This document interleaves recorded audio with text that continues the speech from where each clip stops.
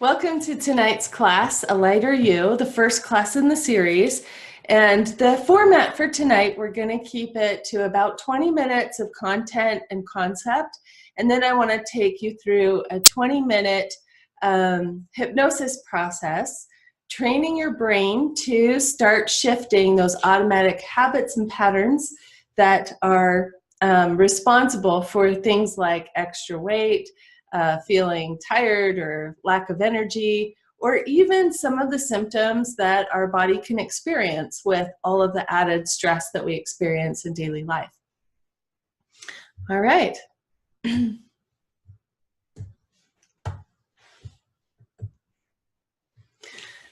So this is a graphic. You'll also see this on my website. Your brain is responsible for everything you think, feel, and do. And in the last class, Change Habits and Cravings, we really recognize that whatever our brain is doing automatically in the background is responsible for the foods that we crave, the habits that we do.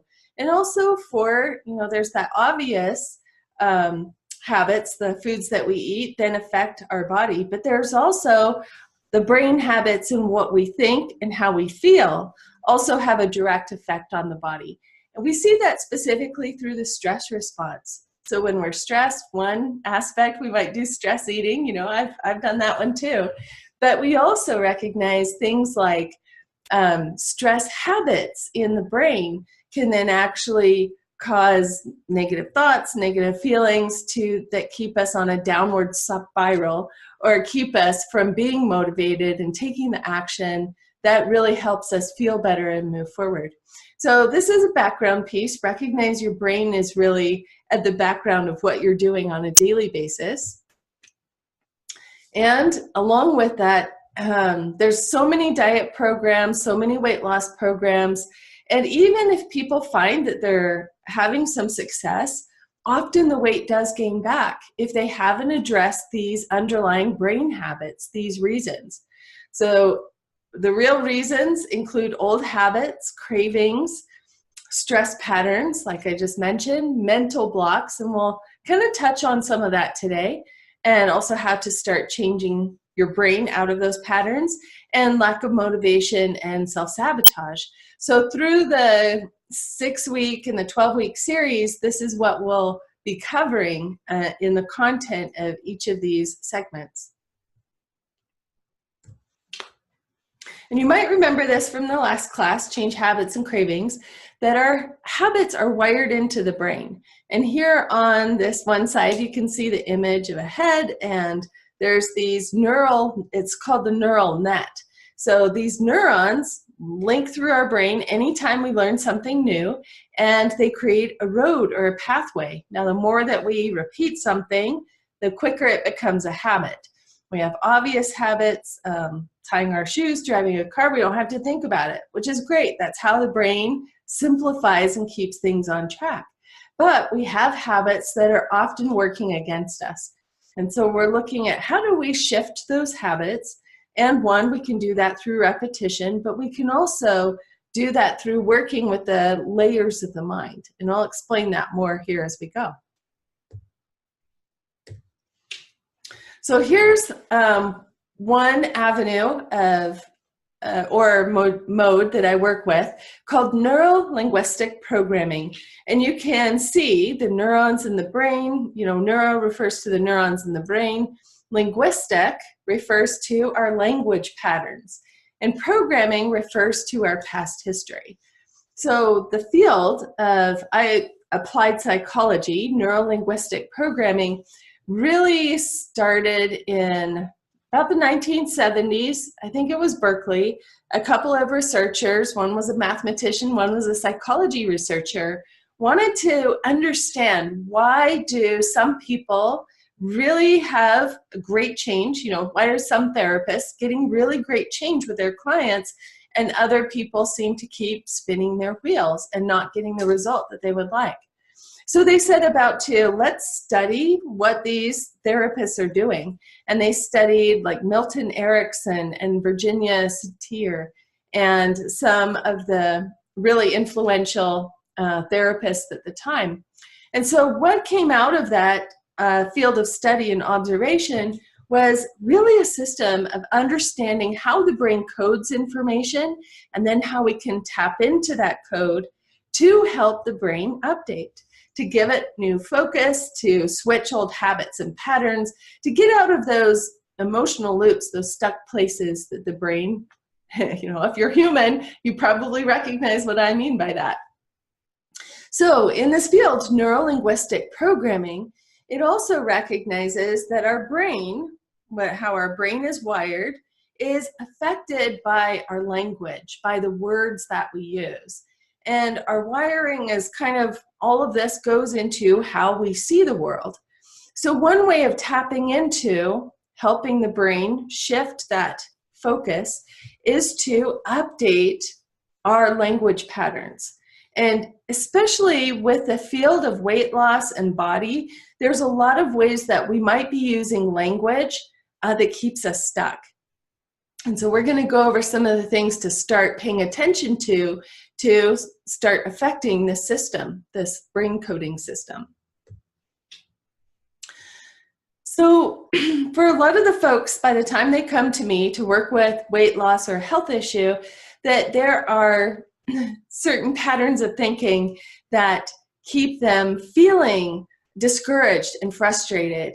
And so these are some of the things I hear people say quite often before they start working with me. Things like, nothing works for me. So you can hear that's kind of a blanket statement, right? I can't stay on track. I fail every time. Oh, failure. Nobody wants to fail, right? So keep in mind that these are patterns that your mind may have picked up. And I want you on that piece of paper, if you have it in front of you, go ahead and jot down some of these phrases that you notice your own mind has been running in the background or making. Now there's some other patterns like, I can't eat foods that I like. These are old ideas about old, diets or programs that you may have worked with or been on. And another is a pattern of self-criticism, a pattern of self-blame. And of course, that's not fun at all. Nobody wants to go into that downward spiral. So keep in mind that as we move forward with this program, we want to be very aware of what the brain is doing so that things that are negative and taking us down the spiral, we can shift it and bring it back into what gives us energy, what helps us stay focused, what keeps us motivated, and doing more of what helps us move forward and what works. So you might even, along with some of these ideas, you might even notice some of these mental blocks you might have noticed in your own brain about, oh, here I go again, it's another weight loss program. Whatever they are, just keep in mind that these are patterns, habits of thinking that often the brain kind of gets stuck in a rut with these habits and patterns. But I'll show you as we go through here that there are ways to start switching out and affecting how your mind is running these patterns by changing the language, the verbiage that you're using in talking to your brain, in talking to your mind, and even in talking to your unconscious mind. So as a hypnotherapist, that's what we do. We talk to the unconscious. Okay, so here the power of language. Now, the field of NLP really recognizes language is foundational, I would even say, to how we experience the world, how we experience ourselves. And so if we can get really clear about listening to ourselves, how we talk, and what we're saying, we can start to recognize these pressure words or trigger words that are taking us off balance. Okay, so here's how language works. It's kind of like blinders on a horse, and that's why I have old Nellie pictured here, is that there are these blinders, and these blinders are kind of like how they focus your mind. So on a horse, blinders are used to block out the background stuff so that the horse stays focused and doesn't get distracted, right?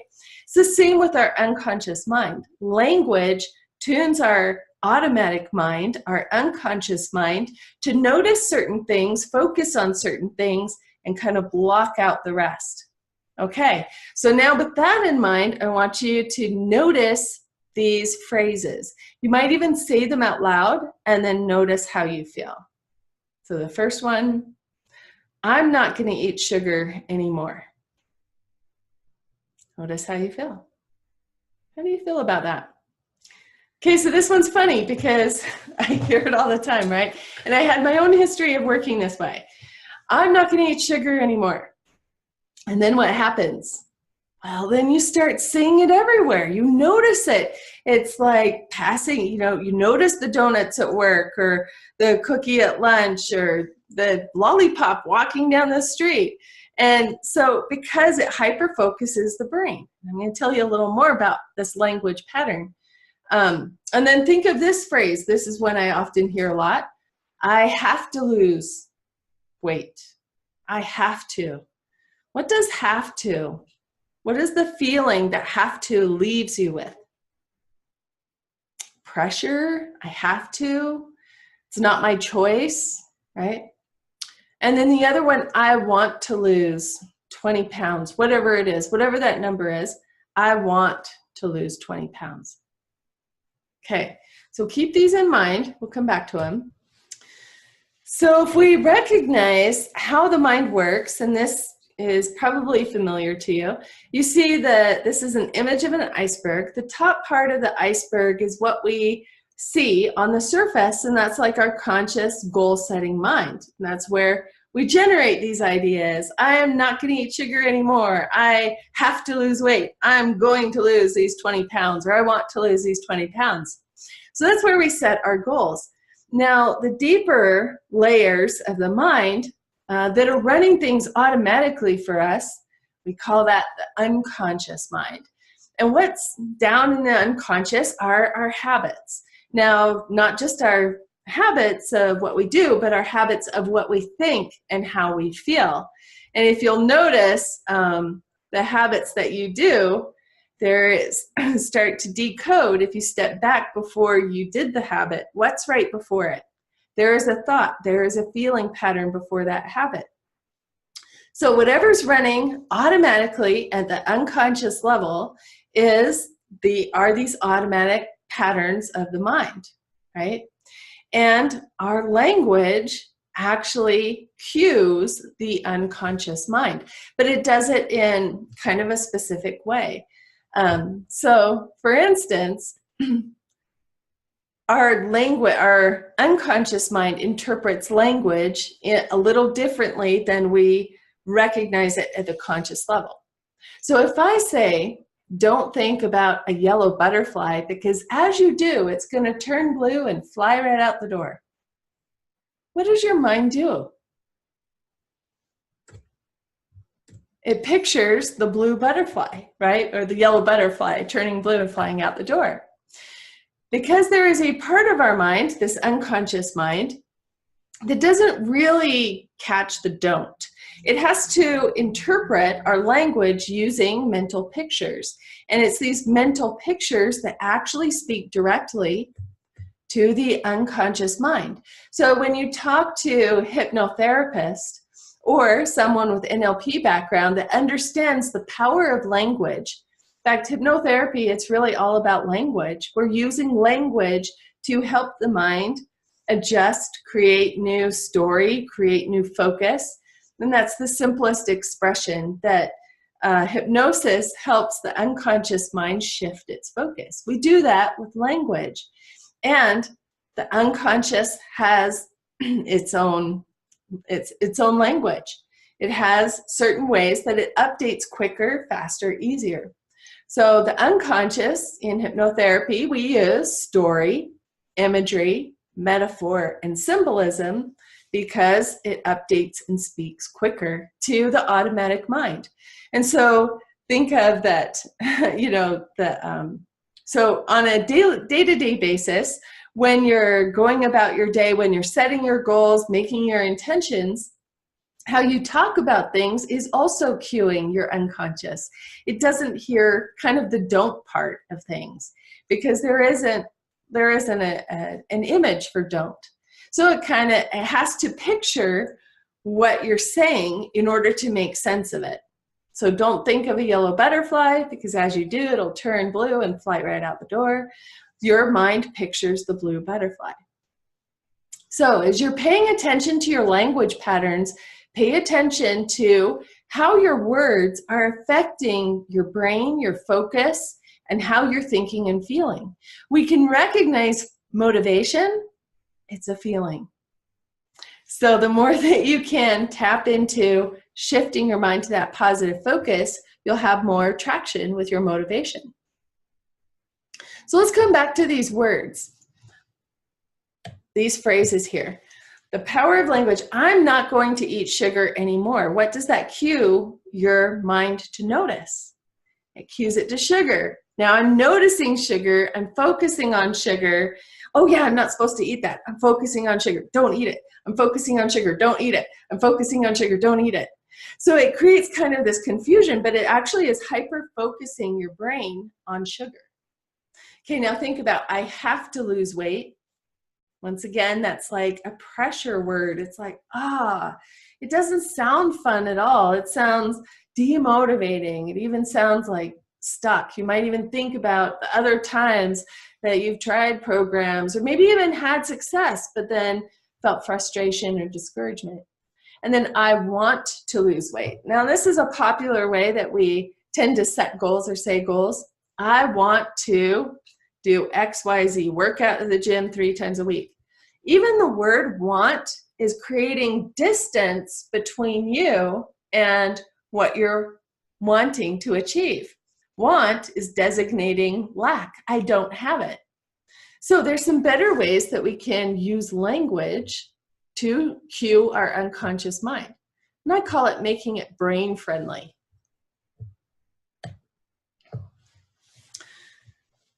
So here's some mantras that I've heard. Is I don't want to eat candy. Don't eat candy at night. I want you to think about that for a moment. So this was a client came in. Somebody had worked with some kind of coach, not sure who. Don't eat candy at night was the mantra. Not only is this telling the brain to focus on candy, to focus on eating candy, but it's telling it when to do it. At night, don't eat candy, but it's not hearing the don't, right? So it's hearing candy at night. Eat candy at night. So pay attention to that. If you phrase things in the positive phrase, it helps your brain shift that focus more clearly, more directly, and we want to give the brain better directions. Okay, here's another one that's like a pressure word that kind of causes a backlash with willpower. I can't eat that. I can't eat that. What does that create? Well, it's kind of creating this conflict. I want it, I can't have it. How many times were you told that you couldn't have something as a kid? And what did you do? Well, if you were a good kid, you paid attention, or if you were maybe had some, rebel, you might have found a way to get it when nobody was looking, like climbing up on the counter and pulling the Oreos down from the cupboard. All right, so I can't eat that. And here's another one, I mustn't do that. So here's some better ways to phrase things.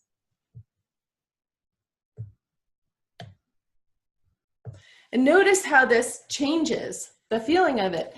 Don't eat candy at night. Well, instead, if I change it to a positive, I eat healthy. I eat healthy. Or I choose to eat, I can't eat that. I choose to not eat it, or I choose to eat fruits and vegetables. I choose to eat healthier foods. So I even got to not eat something in there. But keep this in mind. The more that you can pay attention to your language and refocus it, it does cue your brain differently. It gives you a different thought. It gives you a different feeling. And it's our thoughts and feelings that actually drive our action. So here's another one. I have to lose weight. So instead of have to, it's a pressure word. It sounds like we don't have choice. I have to do it. And then it's this weight or this responsibility about it. And then we set up kind of that inner conflict, even just with that phrase, that phrasing.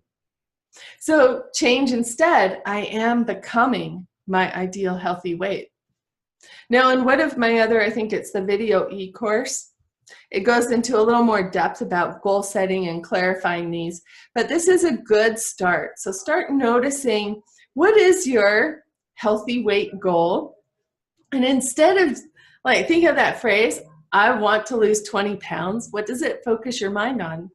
It's the 20 pounds I don't want, the ones that are a problem. It's telling my brain that I have a problem. So instead, focus into the positive language, helps you cue your brain in a different way and creates more brain friendly. So here's typically how we are setting goals. We have point A, which is where we are, and point B is that mountain over there, or that next destination, whatever that is.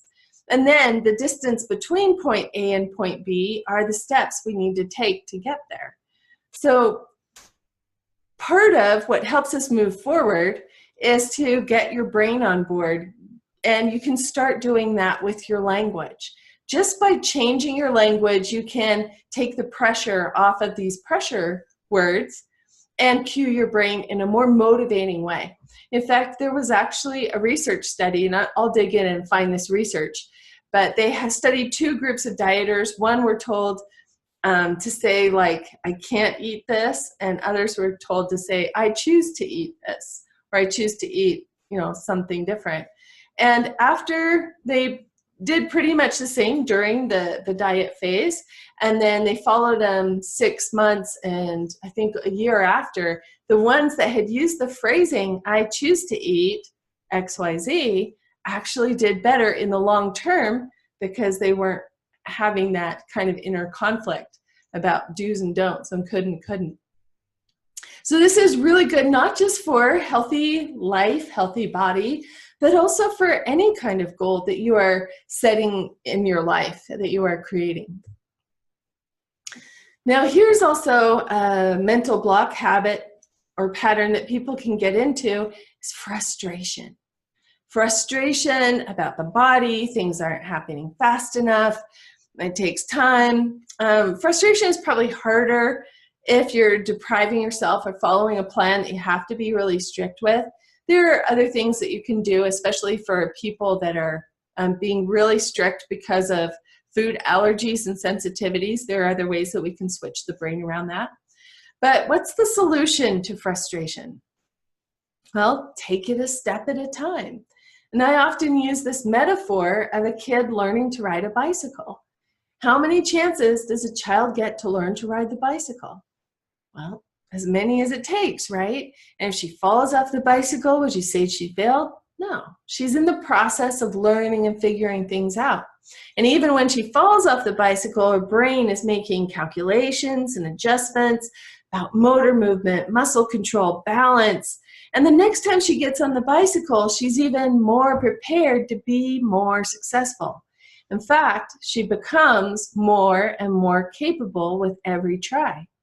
So I want you to keep that metaphor, that image of the bicycle in your back pocket, or maybe even stamp it right on your forehead. You know, put the image of the bicycle, that yes, if you are finding that you are frustrated with healthy life, healthy body, that you are simply in the process of learning about what works for you, what doesn't work for you. And typically the deprivation programs don't really work, or the short focus doesn't really work. It's about creating a lifestyle that you can live with. And one of the easiest ways is to start replacing out some of the problem foods or the foods that are not as good. So take a step at a time. And the second point, notice what works. If you focus your mind onto what is working, or even ask yourself that question, what works for me? What is working? Then it tunes your brain to start noticing, focusing, and creating more. So if you recognize more of what works, you can do more of what's working. So it makes sense that it builds into a positive cycle rather than down the downward spiral. Give yourself credit. If you've been feeling frustrated, give yourself credit for the progress that you made, or for the past attempts. I mean, that's effort. And you might have had successes in the past. There are tips about what works. If it worked for you in the past, there are things there to notice. Also use appreciation. If we can use appreciation with ourselves, we move forward faster. We can use appreciation. It builds our energy, helps us recognize how we're doing for ourselves. And in that appreciation, we find more motivation because we're building up our energy rather than tearing ourselves down. Like the old cycle of self-criticism, blame, shift it. Noticing, appreciating, using encouragement and appreciation, you'll move forward quicker. So here's kind of the top tips of lesson 1 to get your unconscious mind on board is I want you to pick an ideal weight number. So it's not about losing anything. Think about anything that you've lost that you've really been happy about. Maybe an X, but other than that, still probably not happy. So think about ideal weight number, not pounds lot that you have to lose. Think about what you're moving toward. What is the healthy weight number for you? And this also gives your unconscious mind, helps to cue it into what is a better focus for you.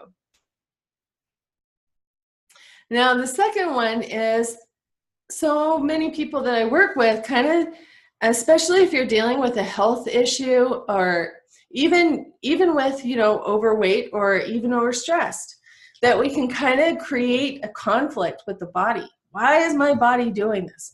I don't like this about my body. I don't like that. That's a downward spiral too. And it creates inner conflict that doesn't help you move forward. So switch.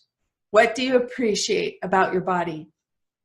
As you recognize what there is to appreciate, you start to build that inner synchronicity between self and body and the aspects of your mind that are in charge of these different aspects of you. So what is there to appreciate about your body? And as you can bring more appreciation to it, it builds your energy and also develops a more positive relationship with your body and what you want it to do for you.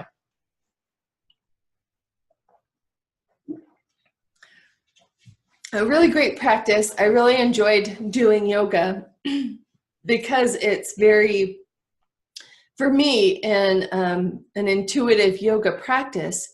It seemed to really develop this relationship to my body that I could recognize, how does my body want to move?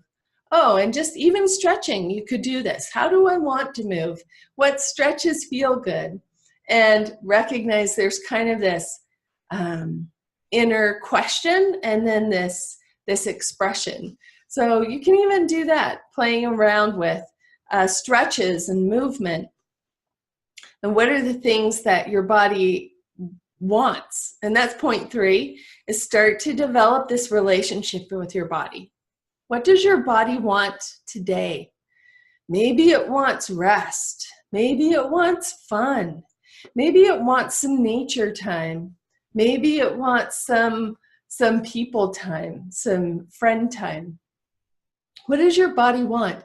As you keep asking questions that cue your mind, and I think one from last one is, what do I really want in connection with cravings?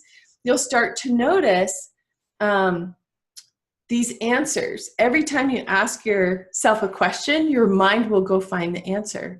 So as you keep asking these questions, your mind will keep bringing you answers. So I encourage you to start incorporating these. And I want you to pick this ideal weight number for tonight. Get clear about what that is for you. And I want, if it seems like too far from where you are now, pick a number that's within reach. It doesn't have to be your ultimate goal, just something that feels within reach, within the next step. Maybe it is that next 20 pounds, whatever that number is for you. And make sure that it's fairly comfortable, that it feels possible. Okay, and now we're going to go through, I'm going to lead you through a hypnosis process to help your unconscious mind wire in this ideal healthy weight number. And we're also going to build this relationship with your body. What do you appreciate? What does your body want? And start to get your unconscious on board with your healthy weight number, your healthy body.